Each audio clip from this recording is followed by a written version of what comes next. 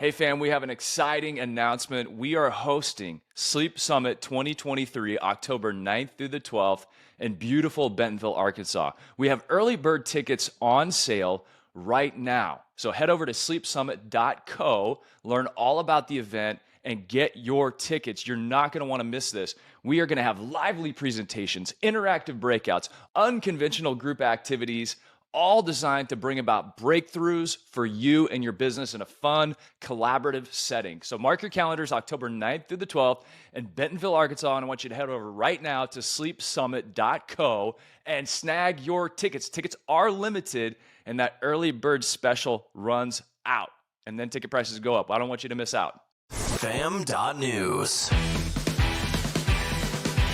Welcome to the Sleep Summit Show, where we uncover bold ideas with innovators, entrepreneurs, and thought leaders making waves in the sleep industry.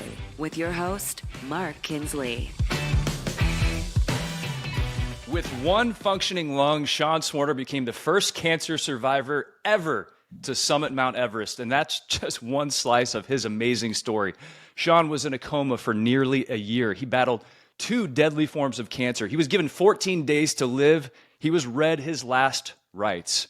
Sean's been featured on CBS Evening News, interviewed by Steve Harvey, and now he's here. And I can't think of a better guest for a show called Sleep Summit, and it starts right now. If I won't have it in my house, I won't deliver it to yours. I truly live by that. The Englander collection fits in perfect with that. It's one of the best products, mattress-wise, that I have sold. My $2,000 Englander is somebody's $5,000 bed in another retail store. To any retailer out there, you should really look at Englander and get them on the floor today. Learn more and get started today at englander.com. If there is anybody that's ever been on this show who has slept in some very strange places, it is this amazing man. Sean, welcome to the Sleep Summit show. I appreciate it, man. It's funny. You're like, you mentioned all these accomplishments and then you mentioned sleep. And I was like, well, I don't do too much sleeping because I've accomplished so many things. But at the same time, I realize how important sleep is. Hey, wildly important. And we're going to get into that because right now I know you're training for Kilimanjaro, which you've been up. This will be your 24th time. Crazy. And I know you have some contraptions that we can break out and show all of our sleep nerds here. But I'd like to start, and we are going to find out the strangest place you've ever slept. And I have a feeling if I was going to give an award for that, you would win it. But that's later. And we've got our Sleep Summit quiz question. We've got all the fun stuff that we're going to do. But I want to start by talking about your neighbors. What did your neighbors say the first time they witnessed you with a rope around your waist, pulling your Jeep through the neighborhood? That was when I was training for the North Pole. And it was so crazy because first of all, I went to, I think it was like Big O Tires. Be quiet, Alexa. I went to Big O Tires. Be quiet, Alexa. I went to Big O Tires. And what do you guys do with your old tires? And we recycle them. And I looked at them, I was like, well, can I have 4? And for what? I was like, well, I want to drill holes in them, tie them together in a line and drag them around my neighborhood. The guy's like, sure, help yourself. So I went back and I got 4 tires, stuck in my Jeep, drove home, and I drilled holes in the sidewalls, tied them together to go behind my harness that was going to simulate pulling this sled to the North Pole. So meanwhile, I'm walking around, dragging these tires through town, right, through my neighborhood, and one of 2 things would happen. It would be, what are you doing? That's fascinating. And what are you training for? And I would say the North Pole, completion of the Explorer's Grand Slam. And then other times people would look at me. I could see the window slowly going up. Their vision just went straight. And they're like, ignore him. He's a crazy guy. So it was one of those two responses. And so you did the tires, you put them together with a rope and you pulled them, but also I saw a video of you actually pulling your full-size Jeep, your actual automobile. Yeah, I tied it to my Jeep too, and I showed my friends that, and they're like, there's someone in the passengers, or there's someone in the driver's seat, and I was like, well, of course there is. I want them to hit the brake in case, I could start going downhill. Yeah, there wasn't a finger on the scale in that situation. You had to have somebody be able to put it in neutral and then pump the brakes. Exactly, yeah. So you're training right now for Kilimanjaro, and when we spoke previously, you were talking about how you're training 3, 4, 5 times a day. Let's start with some of the training that happens in bed. You have a tent that goes over your bed. What is that all about? So I have a clear tent that goes over my bed. So there's like two loops at the header and at the footer of the bed. Almost like the same type of poles that you stick in a tent, like a regular tent, right? But just on each end of the bed, the header and the footer. And then there's a pole that goes through the top and connects them, and it kind of goes down on each side. And there's this half moon shaped zipper on both sides. So before we go to bed, I'll zip up my wife's side, zip up my side, and I'll stick this tube at the bottom by my feet that is connected to a machine that filters out oxygen, where I can dial up or down the altitude. And you want to slowly go up, right? And then it pumps in oxygen less air. So at night when we sleep, we zip up the tent, and I work my way up to sleeping at about 19,000 feet. But we start, I live at about 6,500 feet in Colorado anyhow. When I first got this machine, I lived at 10,000 feet near Breckenridge, Colorado. And I remember the CEO of Hypoxico saying, make sure you slowly dial it in. And me being arrogant and like, I live in altitude, I'm fine with this. I cranked the thing up to like 20,000 feet. My dog was in there sleeping with me. In the middle of the night, she wakes up like right in my face, just going, like I can't breathe. Your wife must be a very patient woman. She's a saint. She is one of the most amazing people I've ever met. I've taken her up Kilimanjaro once. I took her up to Everest Base Camp once. I took her on her first run, which was a half marathon in Mexico, once. If you're starting to see the trends here, there's one. But now, whenever I go up Kilimanjaro, she supports an orphanage called the Hope Center. For the past 5 years, she's fed 100 kids every year. Wow, that's So amazing. amazing person. And then also, training-wise, that same tube that I mentioned, when I'm working, I strap this thing around my head, and I call it my koala nose. So I'll crank that up to like 23,000 feet. So if you ever get an email from me that makes zero sense, tell me to dial it down a little bit. And for people who are listening on the podcast, you can head over to our YouTube channel, the Sleep Summit YouTube page, and you can see Sean's koala nose. We don't have visuals on the tent yet, but maybe we can get a picture from you. So whenever you dial that up and it's simulating oxygen at 22,000 feet, it's basically depriving you of that oxygen. What's happening to your body? What's it doing to your body that's going to prepare you for altitude? You're absolutely spot on. So every time I get on that machine, I have a pulse oximeter, right? Which is it basically measures the blood oxygen saturation in your body. And at sea level, it should be right around 95 to 99%. What happens when you go up mountains in an altitude, there's less oxygen. So to adapt to that, your body literally manufactures and makes more red blood cells and hemoglobin to carry more oxygen since there's less out there.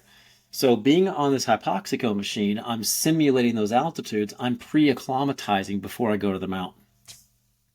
What is your training like overall? And by the way, I don't want to bury the fact that we did tell you that Sean has one functioning lung. He went to the top of Mount Everest.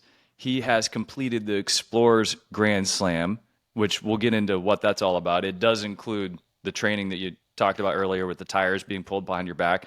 It's a Denny's breakfast platter, right? Yeah, it's a Denny's, the Grand Slam. That's right. You probably could eat about 30 of those after doing any of these one challenges.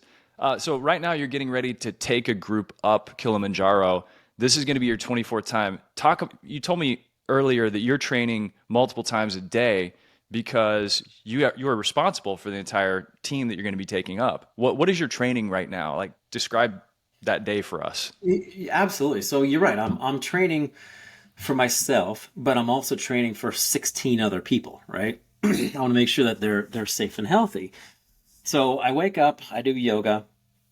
My wife and I do yoga. It's like a 30-minute online deal. Then here locally in Castle Rock, I will go up and down. There's a set of 200 steps. I call it a mini incline. I'll work my way up to 10 to 12 times. So, 2,000 steps up and down, 2,000 vertical steps. Then I'll come home, do some work. Then later on, I will put on the oxygen mask, not the koala nose, but the actual mask that covers my mouth and my nose. And I will bike at 19,000 feet for about 45 minutes. Then after that, I'll go back to work, get lunch somewhere in there, eat, hydrate. And then depending on the day, Monday, Wednesday, Friday, I do weights. I have like a circuit that I do. And then on Tuesday, Thursday, Saturdays, I will do an ab workout that starts off just being 11 minutes long, but it's super intense.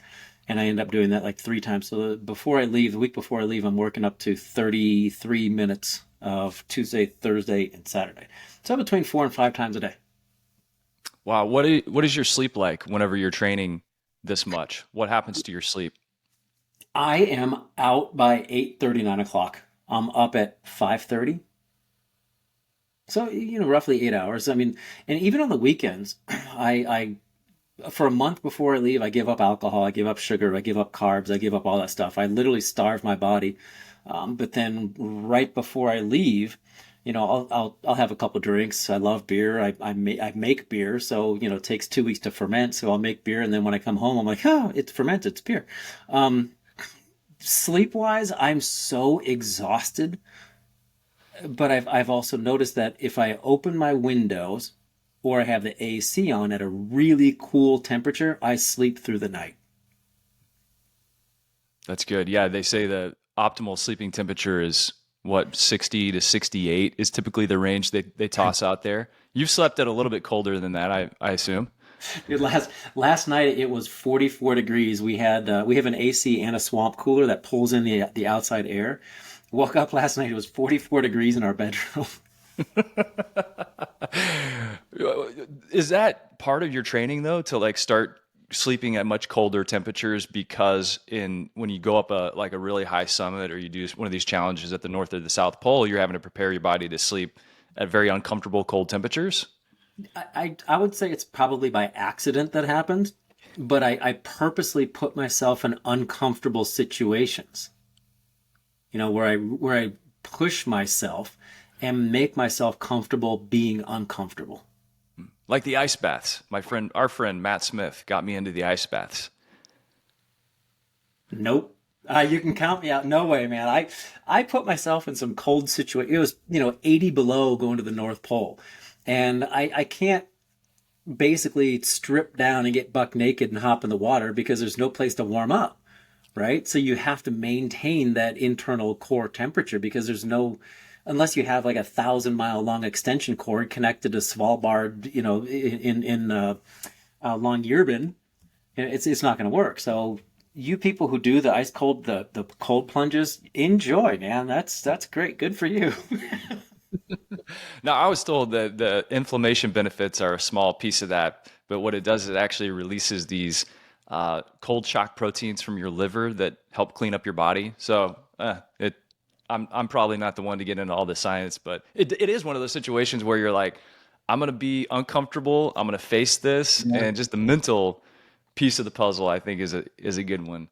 Hey, let's go into your story and talk about that mental piece of the puzzle for you, because we'll get to the Explorers Grand Slam and really what led to that. But I want to back up and have you describe the moment when you looked in the mirror after waking up and looking at a pillow piled up with human hair. That was going back to when I was 13. And I'll never forget that moment because I was about 3 months into the chemo, where they told my parents, your firstborn son has 3 months to live. So I had an expiration date of 3 months. And I remember waking up that morning and looking to my left and seeing my my pillow covered in hair, and running to the bathroom and looking at myself in the mirror and not really being able to recognize who I was. Like there was nothing left. I was 70 pounds overweight. I used to be a tremendous athlete. Now I felt personally like I was a troll. I should be hiding under a bridge. I felt like I had no hope. And fast forward, I remember being on the bottom of the shower floor on my hands and knees, sobbing, just absolutely weeping, pulling chunks of hair out of the drain so the water could go down. But I think in moments like that, you can choose how you want to react. And I decided as a 13-year-old that I didn't want to focus on not dying. I wanted to focus on living. And I think that's a perspective that I've developed over the years, especially through the teen years, the developmental years of your life, when you're focused on and worried about, hey, who am I going to be sitting next to at lunch, right? Is my shirt ironed properly? How does my hair look? That stuff didn't bother me because I was literally fighting for my life, and I didn't know if my eyes were going to open up the next morning or not. Whew. So what happened next? You made this decision in your mind. Now, is this the point at which you've been diagnosed with your first round of cancer? It was stage 4 Hodgkin's lymphoma? Yeah, absolutely. So I went through about a year and a half of chemotherapy, and looking back at it, I don't think I knew it at the time, but looking back at it, I think I put the right step in front of the other one.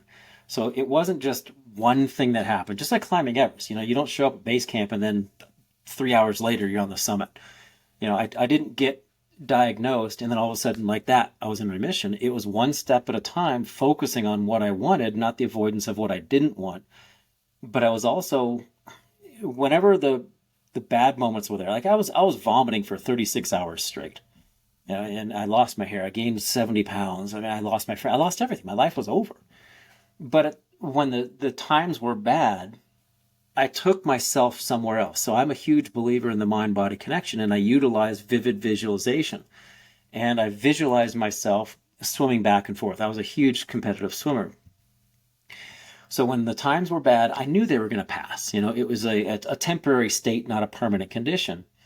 And I pushed myself to go somewhere else in my mind.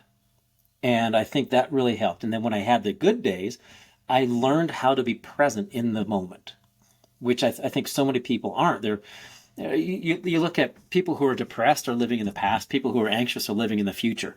But if you can focus your energy and attention on living in the here and now, because that's honestly all we have, right? But most people are out there, they're somewhere else, and then all of a sudden time starts going by like this. They look back at their lives and like, oh my God, what happened? Well, that's because you weren't present. You're not truly home with your significant other. You're not truly spending time with your kids or your grandparents. My grandma's 100 years old. I spend as much time with her as I possibly can. And when I'm there, am I on my phone? No, I'm there present with her. And that's what I learned going through these cancers. When the days were good, I'm here and now. Let's take the next step in that thought process, because that's a really advanced concept, I think, for a lot of people, especially a 13, 14, 15, 16-year-old kid. And it sounds like that turned into an absolute gift. So let's fast forward a little bit and let's talk about your second bout with cancer at 16 years old. You had developed this mindset. And what happened after that once you beat it? I mean, did you graduate high school and go off to college? Did you get a job at True Value? Did you head off from Ohio and start climbing mountains? Walk us through that.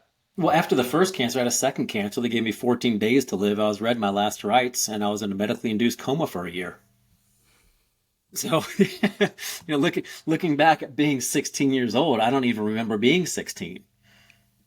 So, except for the 1 month of radiation therapy, which destroyed my right lung. So I have both lungs, but only one of them works. But I do remember being in the hospital bed. I was also read my last rites. The hospital wanted to put me in hospice. And I'm looking at my parents. I'm like, what the hell's going on? Like, there's a guy with man in the cloth and reading me my last rites at the foot of the bed. And I'm like, I'm not dead yet. It kind of felt like the opening scene of, was it Monty Python Meaning of Life, where they're strolling down the street collecting dead bodies from the Black Plague. They're like, bring out your dead. And they toss the old man on there. And he's like, I'm not dead yet. And they respond, but you will be soon. Like, I felt like that. They're like, you're gonna die soon. It's like, we're all gonna die at some point, but I'm not dead now. So I to answer your question, I went to college. Looking back at it, I relived my high school years. I turned into Belushi from Animal House. I was a party animal. I loved it. I studied molecular biology, organic chemistry, which I found very difficult to actually pass because I didn't open a book because I was partying too much. I switched to psychology. I mean, who knew you had to study for immunology, right? I switched to psychology because I thought, again, about the mind-body connection, and I wanted to help other people who were going through cancer because, as we all know, it's not an individual disease. My whole family went through it with me, my mom, my dad, my brother, some friends that I had. And then I went from there to grad school to Jacksonville, Florida, when I was working 4 jobs, working on my master's and doctorate, which I do not suggest to anybody. That was just a mess. I was sleeping like 3 hours a night. And then that's when I came up with the idea of climbing Mount Everest. I wanted to be the first cancer survivor to climb the highest mountain in the world and literally use it as a platform to give people hope. Because so many people need to see, I would say the majority of human beings need to see something is possible before they believe they can do it themselves. Me, I'm the complete opposite. I need to believe it's possible, and then I'll do it.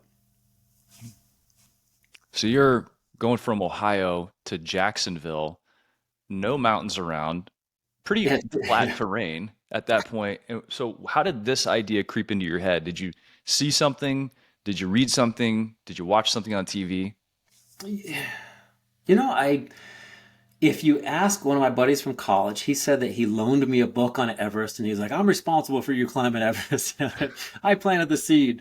Well, I also kept your REM CD, and I'm not a musician, so we can talk about that too. I initially started thinking about ways to inspire people and motivate them, but more importantly, empower them. Because not everyone's going to climb Everest. Not everyone has the same goals. But if you can empower somebody to figure things out on their own, you change their lives. So I initially thought, well, maybe I can run across the country, and visit local hospitals and share my story. And I just kept thinking bigger and bigger and bigger. And it sounds odd saying out loud, but the logical step was Mount Everest, the highest point on Earth. I have to rewind just a little bit to you as a 16-year-old with the man of the cloth at the foot of the bed, Bible open. I just envision you at that moment, maybe lovingly kicking the book out of his hand and saying, I'm still here. And by the way, I'm going to be such a badass that I'm going to skip buying a Jeep and driving it as a 16-year-old. I'm going to pull it. It's funny because I do have some friends who are pastors. I helped put one through school in Africa. And looking back, I should have kicked the book, just lean up there, close it, be like, dude, I'm still here. Look, right, I'm still alive. Wow. So you talk about this vivid visualization, and it sounds like that started many years ago, maybe when you were going through this battle with cancer, and then eventually working on your education, and then coming up with this idea to climb Mount Everest.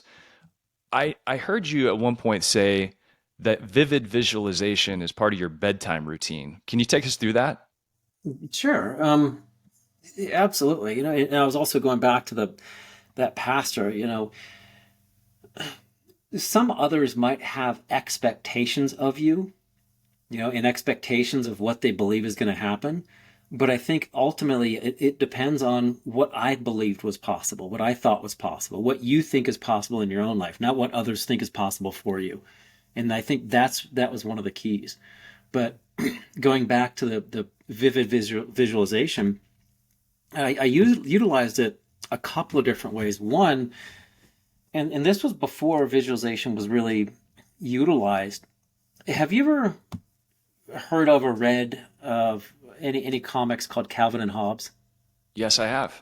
Okay, Bill Watterson was the author, right? He's actually coming out with a new book in August, apparently like a more demented version. So I'm excited about that. But he was one of my favorite characters, and every day I would read the comics, and Calvin and Hobbes were in there. And Calvin, for those of you who don't know, was just he a young kid who had this stuffed tiger who came to life in his imagination.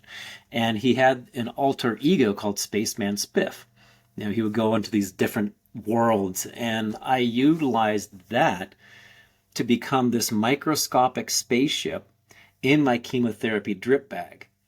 And I remember vividly while I was getting my chemotherapy, I would close my eyes and I would visualize myself in the chemotherapy drip bag coming down the clear tube, and I could see my body laying in the hospital bed, the door off to the left, the television up there playing whatever garbage was on TV, the window to my right, and then mom or dad sitting in one of the hospital chairs. And then I remember getting shot into my body. Everything around me went dark. And I was literally, in my mind, I was in my body. And all these little microscopic spaceships. Now remember, I'm a little kid, so imagination's going crazy. So all these microscopic spaceships collected in the heart, which was like, Grand Central Station or whatever you want to call it. And I visualized from the inside my valve of the heart opening and closing. I could hear my heartbeat. So I was really, really in tune with my body. And then I was shot out of my body, flying through these veins and then into the capillaries and following like a blip on my dashboard telling me to turn right, turn left. And I would sneak up on like a cancer cell, and I would unload missiles and laser beams and everything else full of chemotherapy, essentially in my mind destroying the cancer from the inside of my body. So that was the first time I utilized vivid visualization, where I was destroying the cancer and taking care of my body from the inside.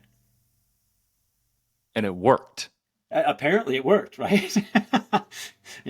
Apparently it worked. The second one was when I had those bad days. I mentioned before, I was doing something else. I vividly visualized myself swimming back and forth doing the 50-meter breaststroke because I was a swimmer. I've been a competitive swimmer since I was 5 years old.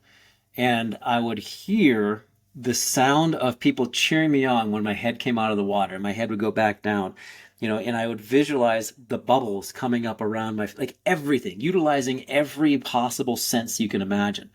And then touching the wall and turning.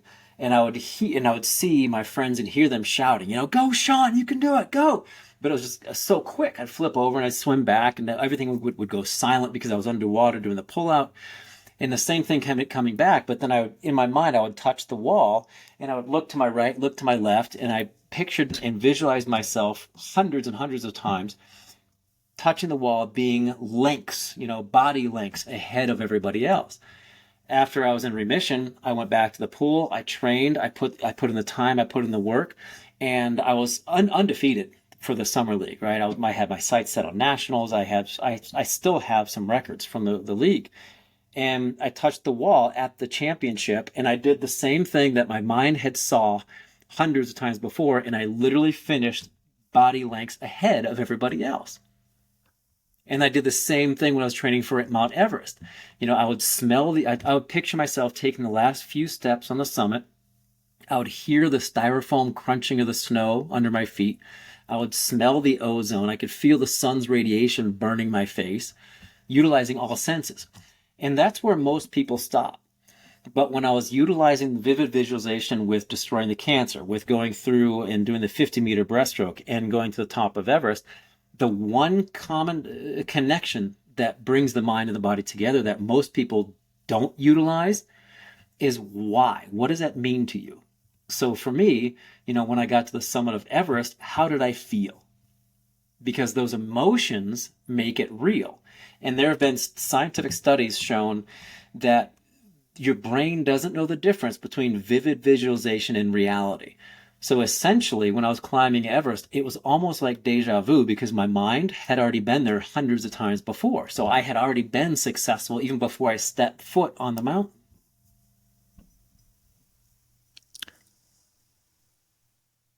You said you'd been there hundreds of times before.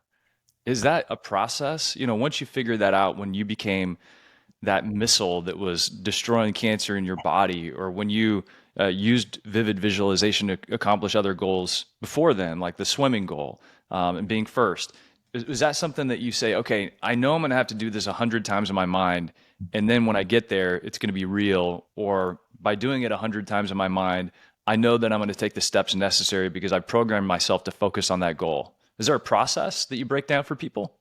There is. And going back to your question, apparently I'm answering it like a politician, going completely around the subject. Every night when I go to bed, when I have something that I want, I visualize myself doing it. What I do is I've actually recorded this too, if anyone's interested. I put together a program on vivid visualization, which is part of the Big Hill Challenge that I put together. It's an online course. Actually, take that back. It's an online challenge. But I walk myself through from my feet to my head, right? And every time I take a breath, I first start off with my toes and my feet. I tense up all those muscles. And then when I exhale, I release my toes and my feet. And then I do the same thing when I inhale. I do my toes, my feet, my shins, and my calves. Then exhale. And I slowly work my way up my body until I'm at my face, making this like super sour, like I just ate a lemon face, puckering up. And then when I finally get to the top of my head, that's when my whole body is relaxed. And I kind of picture myself sinking into the bed, almost like a puddle of goo. Now I know my mind's rested and it's ready. My subconscious is ready to hear those, I guess, commands that I'm going to give it, because there's the conscious and subconscious mind. So the conscious mind is the one that judges. It's like, hey, you're not smart enough. You're not strong enough. You can't do this. Well, that's a stupid idea. The subconscious mind is just the one that's sitting there going, okay, let's do it. No, you don't want to do it. Okay, let's not do it. Yes, no. So if you can subconsciously impart what you want to do, why you want to do it into that part of your mind, you will find a way to make it happen. So what I do is after I relax my body, I visualize myself doing it and then tap into those emotions while I'm doing it. And then all of a sudden Tap into the emotions. Yeah, like so getting to the top of Everest, what does it feel like? Like say somebody's working hard to get a new car, right? They want, for me, I don't know, let's say an Audi R8, whatever. Wonderful car. And if you're excited about the car, great. Picture the color, picture the sound, picture the day, picture who's with you, picture what you're wearing, picture all that stuff. Take it a bit further, because after about 5-10 years, the car's not going to mean the same to you, right? So it's never about the summit. It's never about the finish line. It's never about the new car. It's never about the money. It's never about the raise. It's never about the new house. Tap into your personal core values and understand why you want that, right? Is it appreciation? Is it love? Are you doing it for security for your family? Is it freedom? What does that represent? Because that is going to be your driving force that empowers you to have this unlimited source of motivation and inspiration to go after something. So for me, going up to the top of Everest, I had a flag that had names of people touched by cancer, and I had it with me in my chest pocket every step I was on the mountain, my driving force, my inspiration. And I pictured in my mind, like I said, hundreds of times, reaching the summit, unfolding this flag and doing it for other people. So for me, appreciation, love, charity, stuff like that. That's the deeper meaning behind it. And I remember collapsing to my knees, even in my mind, collapsing to my knees and just weeping because of all the emotions that were coming out at the same time. So you talked about values there. You've clearly identified your values, and the values, I heard somebody say one time, values are what you act out, what you live out. Beliefs are things that you can just say, but they can evaporate, but values are what you live out. What's your process for getting clear on your values and then mapping that to actions? Because I think that's also the disconnect, because values can be kind of what I call hollow terms. It's like quality, service, value we talk about in the sleep industry, but sometimes values can seem a little opaque. So how do you get clarity, number one, around your values, and then the actions you're going to take connected to those values? Well, I think first of all, you like you mentioned, your goals, it kind of compare values and goals, pretend like you're driving your car. Goals are the ultimate destination, right? That's the GPS coordinates you punch in. Values are the routes you take to get there, right?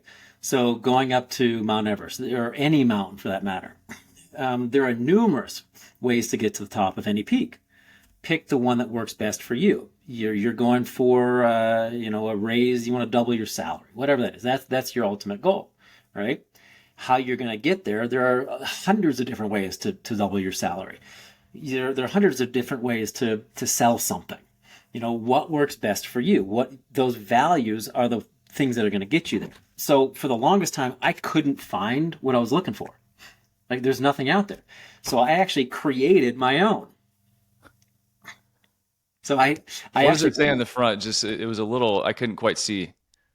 The Big Hill Challenge. The Big Hill Challenge Journal. Well, I actually put it together, and I made my own core values list. Right, I self-published, I put it together, and then I created my own core values, my personal core value assessment.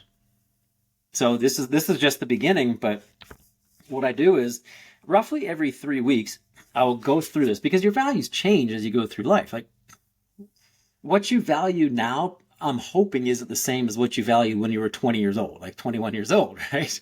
And if it is, you might want to go seek some help. Aside from like family, health, stuff like that.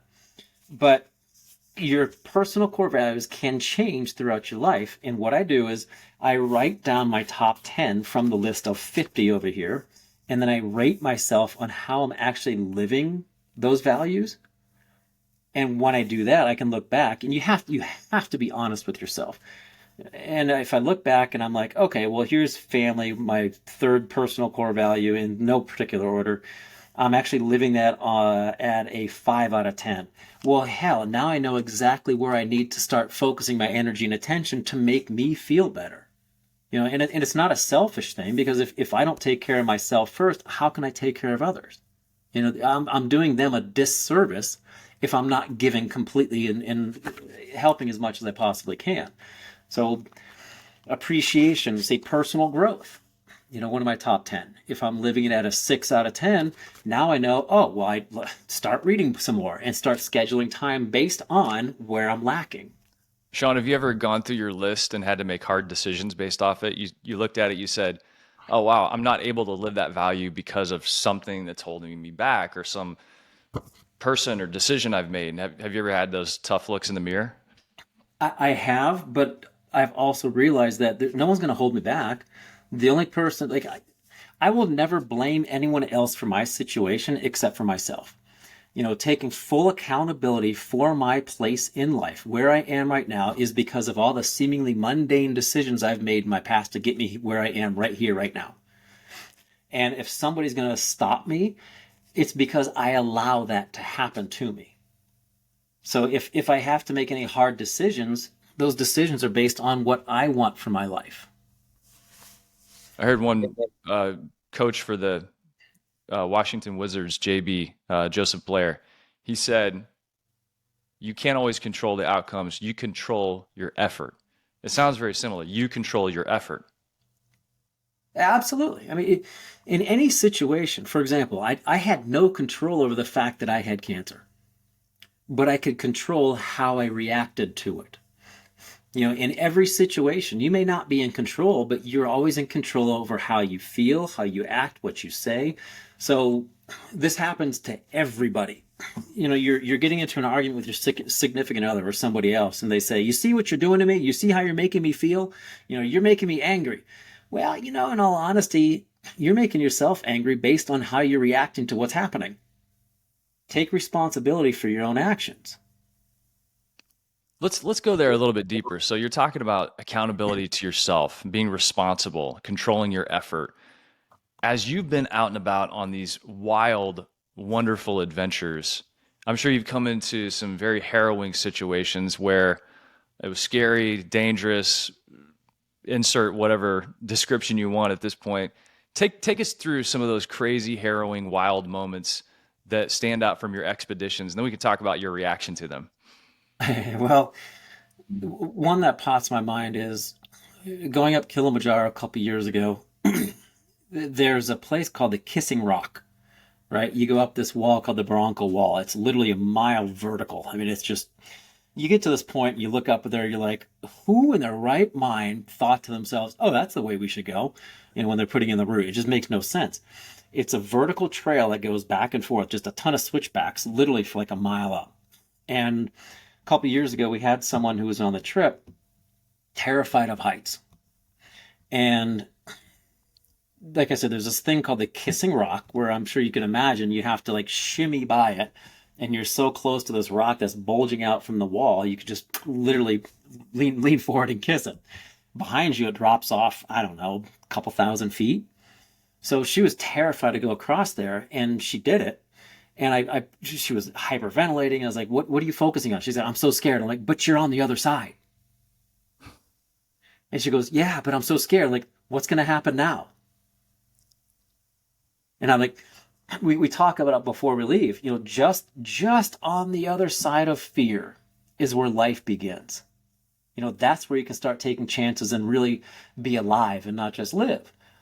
And she looked back and I was like, look what you just did. Look at what you just accomplished. You're terrified of heights. You could have died. She's like, don't encourage me. I was like, what are you talking about? I was like, but look at what you just did. Right? You just accomplished something amazing. She goes, yeah, I faced my fear and moved forward. So walking people through that, looking back at what they did, again, going back to the personal core values, I asked her, I was like, why are you here? What are you doing? She's like, I want to get to the top. Why? She's like, because my grandma had cancer.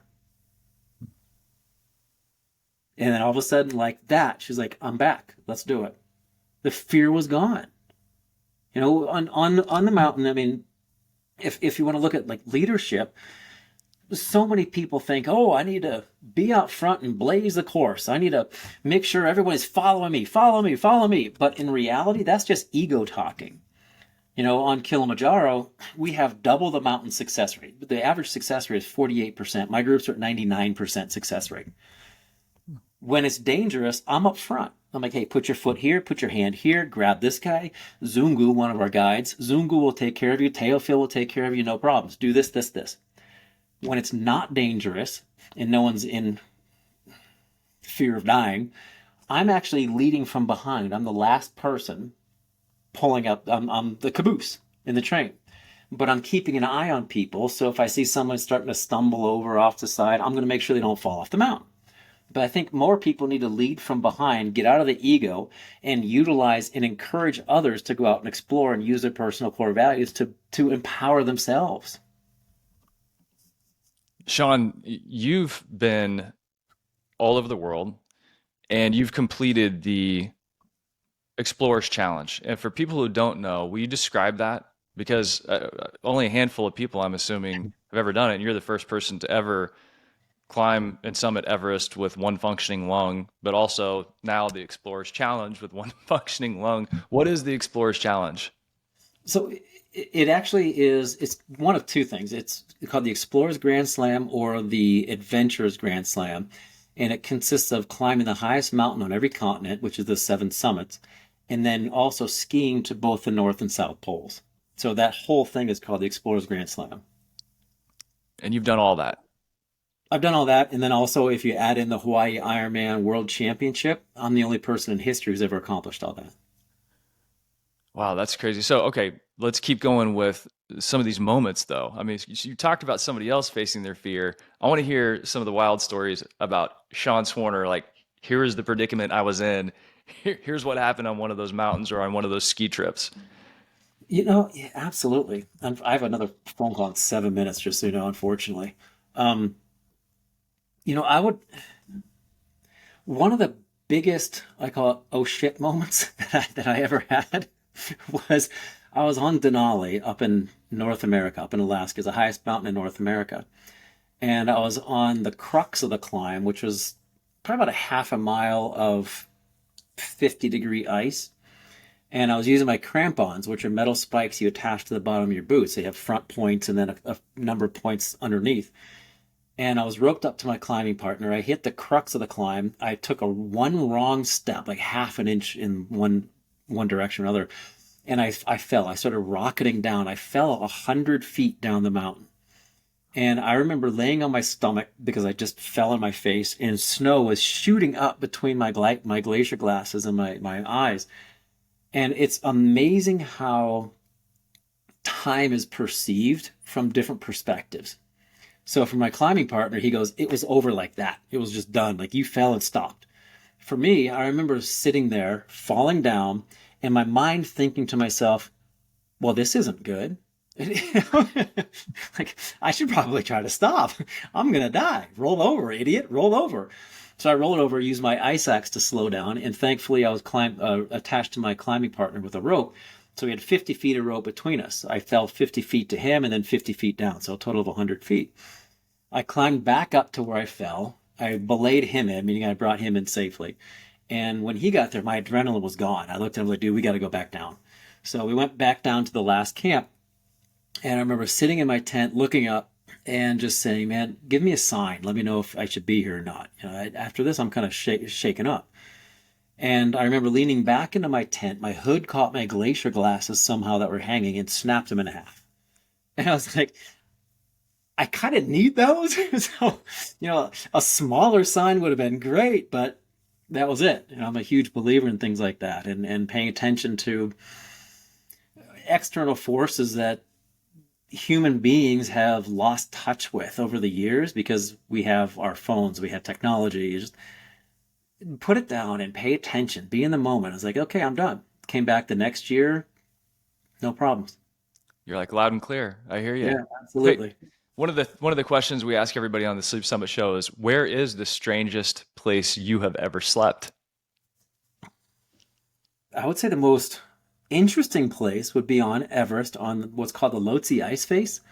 It's a sheet of bulletproof ice at a 45-degree angle that goes on for a mile, where you have to dig down and out to put your tent. And I remember it was so dangerous, we had to tether ourselves to the mountain so we wouldn't slide down the mountain. Hey, just out of curiosity, do you actually get sleep? Are you just exhausted? You tether yourself into the side of the mountain and you're good to go? Like, I'm going to get some sleep? At extreme altitudes, you really don't sleep at all. Severe hypoxia. You wake up in the middle of the night. If you've never experienced it, it's so weird. Like say you and I are sleeping in the tent next to each other, and all of a sudden I will wake up in the middle of the night and I will bolt straight up, and then slowly lean back down. Because what happens is, we're not paying attention to our breathing, right? It's done by our brain. And what happens is your body freaks out. Your mind's like, hey, we need oxygen. Breathe, breathe, breathe. So all of a sudden you start to hyperventilate. And then the brain's overloaded with oxygen. It's like, okay, stop. We have too much. Stop, stop, stop. And then you stop breathing. And then you go through this cycle again. And the person who's doing this, who's waking up with a sleep apnea, essentially up and down, they have no clue. You don't realize you're doing it. No, not at all. And if your tent mate doesn't know it, it scares the you-know-what out of them. They're like, oh my God, he's possessed. Like, what's going on? It's like my brother, when he was in 5th grade, his friend wouldn't spend the night anymore because he sat up straight in bed and screamed, fire, fire. And he was sleepwalking. And the kid left in the middle of the night. Parents came and got him. Yeah, that would be really freaky. And I'm sure that if we really dig into it, Sean, you probably have a long list of crazy, wild places you've slept, but I think the Lhotse ice face is probably going to take the cake. Hey, let's do this. We haven't gotten to our Sleep Summit quiz question, so I've got a quiz question just for you. We'll see if you can answer it. It is Everest related. Okay, here we go. So in May of 1999, Babu Chiri Sherpa spent a record of how many hours on the summit 23. of Mount... What'd you say? 23. Oh, I got to finish the question. Hold on. Then I'll tell you if you're right. He spent a record of how many hours on the summit of Mount Everest without supplementary oxygen, and he did not sleep. So you're guessing 23? Pretty close. 21. 21 hours. Yeah, Babu. I actually know that guy. Oh, you know this guy? Yeah. Oh, wow. That's amazing. Yeah, so 21 hours at the summit of Everest, that would definitely be someplace. It sounds like he wasn't able to fall asleep himself. Yeah. I mean, well, in that altitude, above 8,000 meters, 26,000 feet, it's actually called the death zone. And a lot of times, if you fall asleep in that altitude, you won't wake up. That's scary. You've been in some wild situations. Hey, if people want to learn more about you and more about the wild situations you've been in, and maybe even participate in the Big Hill Challenge, I would encourage them to head over to your website. It's SeanSwarner.com. And we're going to have links to everything up at fam.news and in the show notes for the podcast, but it's SeanSwarner. That's it. Well, man, hey, thank you so much for taking some time to share your adventures with us, your leadership lessons, vivid visualizations, all the crazy experiences you've had surrounding sleep and pulling Jeeps and overcoming incredible obstacles. You spend a lot of time on the road, I know, not only traveling, but doing keynote speeches for big corporations. And so if anybody needs to reach out to Sean, holler at me, get in touch with him directly. Sean, thank you so much for being on the Sleep Summit show. We've reached the pinnacle. We've reached the peak with you. I appreciate it, man. Thanks for the opportunity, and I'm sure we'll be in touch.